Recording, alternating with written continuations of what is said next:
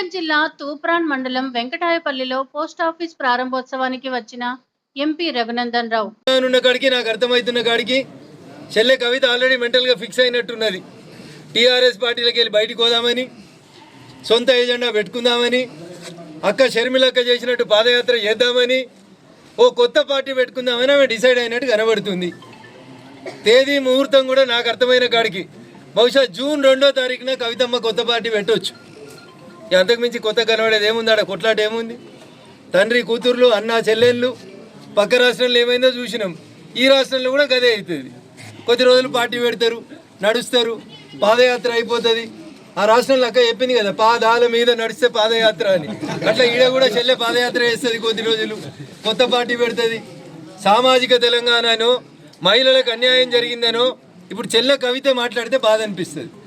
5 ఏళ్ళు మీరు నిజామాబాద్ ఎంపీ ఉన్నప్పుడు మీ నాన్నగారి క్యాబినెట్లో ఒక్క మహిళా మంత్రి కూడా లేకపోతే, నానా మహిళల్ని మంత్రులుగా తీసుకోకపోతే నాకు ఈ ఎంపీ పదవి వద్దు నాయన అని ఎన్నడూ చెప్పలేదు చెల్లె.